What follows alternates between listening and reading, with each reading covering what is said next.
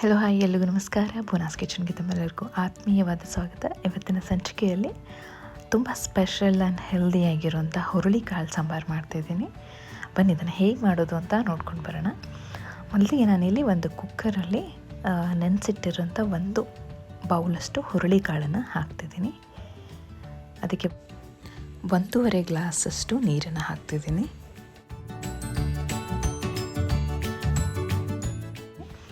ಹಾಗೆ ಅದಕ್ಕೆ ಈರುಳ್ಳಿನ ಹಾಕ್ತಿದ್ದೀನಿ ಹೆಚ್ಚಿಬಿಟ್ಟು. ಹಾಗೆ ಒಂದು ಟೊಮ್ಯಾಟೋನ ಕೂಡ ಹಾಕಿದ್ದೀನಿ. ಒಂದು ಸ್ವಲ್ಪ ಅರಿಶಿನ ಹಾಕ್ತಿದ್ದೀನಿ. ಹಾಗೆ ಒಂದು ಸ್ವಲ್ಪ ಎಣ್ಣೆಯನ್ನು ಕೂಡ ಹಾಕ್ತಿದ್ದೀನಿ, ಸೊ ಅದು ಬೇಗ ಬೇಯುತ್ತೆ ಅಂತ. ಇದೆಲ್ಲವನ್ನು ಹಾಕಿ ನಾನು ಕುಕ್ಕರ್ನ ಲಿಡ್ಡನ್ನು ಕ್ಲೋಸ್ ಮಾಡಿಬಿಟ್ಟು ಇದರದ್ದು ಒಂದು 3ರಿಂದ 4 ವಿಜಿಲ್ ಆಗುವವರೆಗೂ ಬೇಯಿಸ್ತಾ ಇದ್ದೀನಿ. ಈ ಕಡೆ ಹಾಗೆ ಒಂದು ಪ್ಯಾನಲ್ಲಿ ಒಂದು ಸ್ವಲ್ಪ ಎಣ್ಣೆನ ಹಾಕಿದ್ದೀನಿ. ಎಣ್ಣೆ ಬಿಸಿ ಆದಮೇಲೆ ಅದಕ್ಕೆ ಸಾಸಿವೆಯನ್ನು ಹಾಕಿದ್ದೀನಿ. ಸಾಸಿವೆ ಆದಮೇಲೆ ಜೀರಿಗೆಯನ್ನು ಕೂಡ ಹಾಕ್ತಿದ್ದೀನಿ. ಒಂದು ಸ್ವಲ್ಪ ಕರಿಬೇವು ಹಾಕಿದ್ದೀನಿ. ಹಾಗೆ ಶುಂಠಿ ಮತ್ತು ಬೆಳ್ಳುಳ್ಳಿ ಪೇಸ್ಟನ್ನು ಕೂಡ ಹಾಕ್ತಿದ್ದೀನಿ. ಇದರ ಹಸಿ ವಾಸನೆ ಹೋಗೋವರೆಗೂ ಅದನ್ನು ಚೆನ್ನಾಗಿ ಸ್ವಲ್ಪ ಹುರಿತಾ ಇದ್ದೀನಿ. ಇದೆಲ್ಲವೂ ಆದಮೇಲೆ ನಾನು ಒಂದು ಸ್ವಲ್ಪ ಹುಣಸೆ ಹಣ್ಣನ್ನು ನೆನೆಸಿಟ್ಟಿದ್ದೆ, ಅದರ ನೀರನ್ನು ಇದಕ್ಕೆ ಹಾಕ್ತಿದ್ದೀನಿ. ಇವಾಗ ಇದಕ್ಕೆ ಒಂದು ಸ್ವಲ್ಪ ಖಾರನ ಹಾಕ್ತಿದ್ದೀನಿ, ಕೆಂಪು ಮೆಣಸಿನ ಪುಡಿ, ಹಾಗೆ ಒಂದು ಸ್ವಲ್ಪ ಜೀರಿಗೆ ಪೌಡರು, ಹಾಗೆ ಧನಿಯಾ ಪೌಡರನ್ನು ಕೂಡ ಹಾಕ್ತಿದ್ದೀನಿ. ಒಂದು ಸ್ವಲ್ಪ ಅರಿಶಿನ, ಉಪ್ಪನ್ನು ಹಾಕಿಬಿಟ್ಟು ಇದನ್ನು ಒಂದು ಸ್ವಲ್ಪ ಹೊತ್ತು ಬೇಯಿಸ್ತೀನಿ ನಾನಿವಾಗ.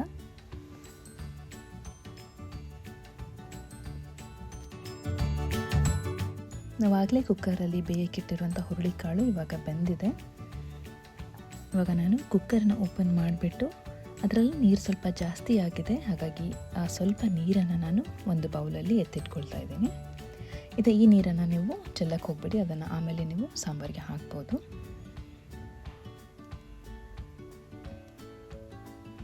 ಇವಾಗ ನಾನು ಅದನ್ನು ಸ್ಮ್ಯಾಶ್ ಮಾಡ್ತಿದ್ದೀನಿ. ಪೂರ್ತಿ ಪೀಸ್ ಥರ ಏನು ಮಾಡೋದು ಬೇಡ. ಸಾಮಾನ್ಯವಾಗಿ ಸಾಂಬಾರಿಗೆ ಹೇಗೆ ಮಾಡ್ತೀವಲ್ಲ ಅದಕ್ಕೆ ಮಾಡಿಕೊಂಡು ನಾವು ರೆಡಿ ಮಾಡಿಟ್ಕೊಂಡಿರೋಂಥ ಸಾಂಬಾರು ಹುಳಿಗೆ ಇದನ್ನು ಹಾಕ್ತಿದ್ದೀನಿ.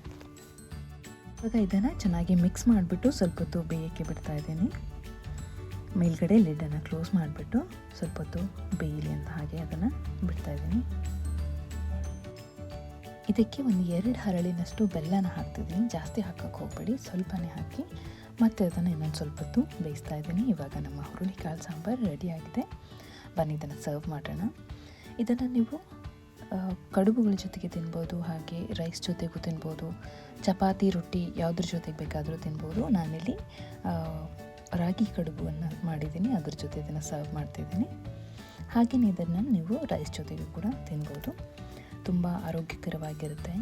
ಹುರುಳಿಕಾಳು ಸಾಮಾನ್ಯವಾಗಿ ಕುದುರೆಗಳಿಗೆ ಕೊಡ್ತಾರೆ. ಏನಂದರೆ ಇದು ಶಕ್ತಿಯ ಸಂಕೇತ ಹುರುಳಿಕಾಳು ಅಂತ ಹೇಳ್ತಾರೆ. ಸೊ ಹಾಗಾಗಿ ನೀವು ಮನೇಲಿ ಇದನ್ನು ಟ್ರೈ ಮಾಡಿ ನೋಡಿ ಮತ್ತು ಹೇಗಾಗಿದೆ ಅಂತ ನನಗೆ ಕಮೆಂಟ್ ಮಾಡಿಬಿಟ್ಟು ತಿಳಿಸಿ. ಈ ವಿಡಿಯೋ ನಿಮಗೆ ಇಷ್ಟ ಆಗಿದೆ ಅಂತ ಅಂದ್ಕೊಂಡಿದ್ದೀನಿ. ವಿಡಿಯೋ ಇಷ್ಟ ಆದರೆ ಲೈಕ್ ಮಾಡಿ, ಶೇರ್ ಮಾಡಿ ಮತ್ತು ಚಾನಲ್ಗೆ ಸಬ್ಸ್ಕ್ರೈಬ್ ಮಾಡೋದನ್ನು ಮರಿಬೇಡಿ. ಮುಂದಿನ ವಿಡಿಯೋದಲ್ಲಿ ಇನ್ನೊಂದು ಇಂಟ್ರೆಸ್ಟಿಂಗ್ ರೆಸಿಪಿಯೊಂದಿಗೆ ಸಿಗ್ತೇನೆ. ಅಲ್ಲಿವರೆಗೂ ನಮಸ್ಕಾರ.